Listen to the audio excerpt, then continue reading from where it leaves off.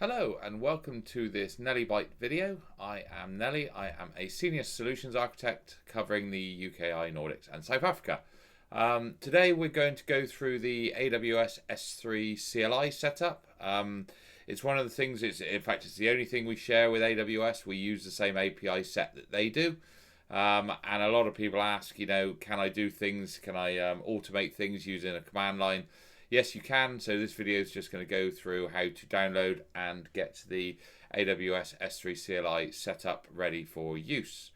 So first thing we'll do, as always, is get rid of my face, because nobody wants to see that. And if you do, again, as always, you're very weird.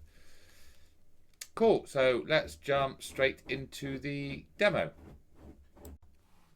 So the first thing we'll do is download the actual installer from Amazon. So it's just awsamazon.com /CLI / and then in here go to the getting started with AWS CLI and come down to the installing or updating the latest version, and then we can go for, I'm doing it on Windows, so we'll just go for Windows. And then we'll download the MSI there. That should be done up there. That's cool. And then we'll just go ahead and run that. So there's the AWS command line splash screen. So we'll go yes, accept, yes, next, install. And then we'll just let this run through. Yes, we'll allow it to make changes. There we go. And we'll let this run through. So this is completed, so we can go ahead and finish that. Perfect job. So I'm also going to install Python on this machine. So let's go to python.org and we'll go to download and the latest version. So there we go. So we'll just kick that off. Install now. Yep, that's fine.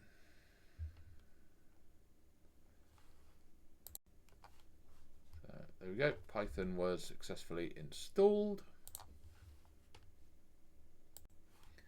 So I'm just going to set the environment variable now for the pip install. So environment variables, path edit. And I will go with a new one, and I'm just going to drop in the location of the scripts file and okay that. Okay, that's good. So now I will open PowerShell. There we go. I'm going to pin this down here because I'll need it again, and I'm going to install the AWS plugin endpoint, which is just pip install AWS CLI -plugin -endpoint. So we'll go ahead and run that.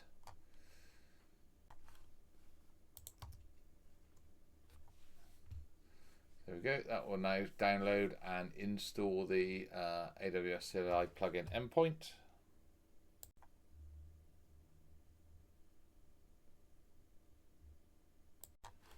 There we go, and that's just told me that there is a updated version of pip ready to go. So we will grab that and install that as well.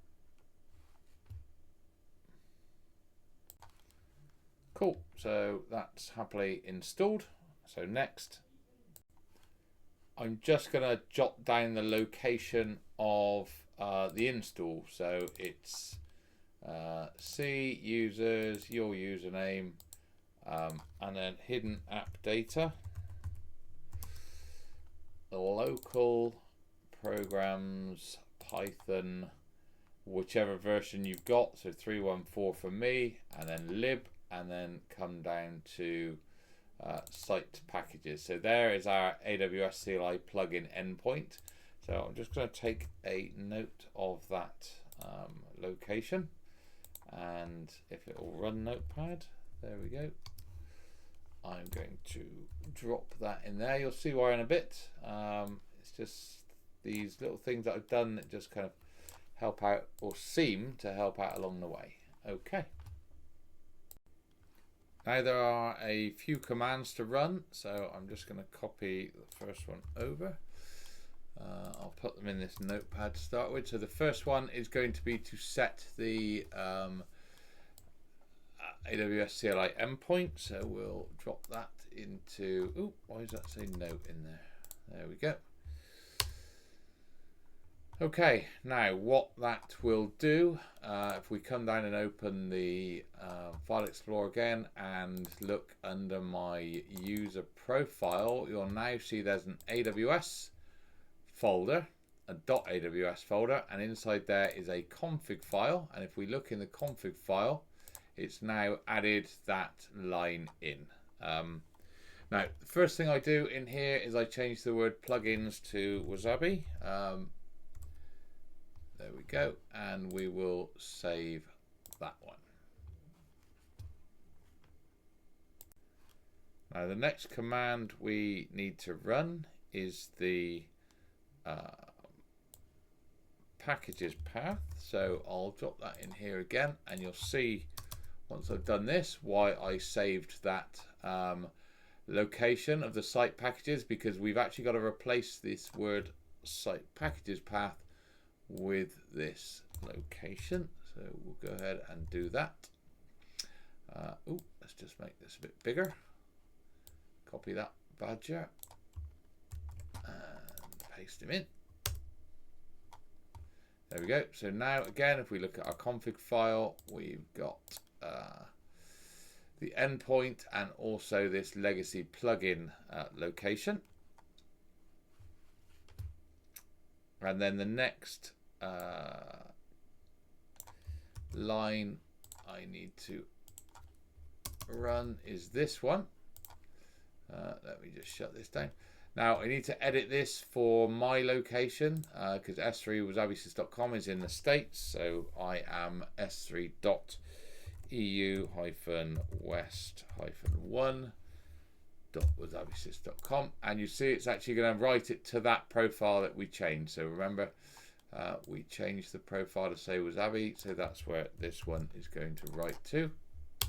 So we'll just run that one. There we go. And again, if we look in the config file now,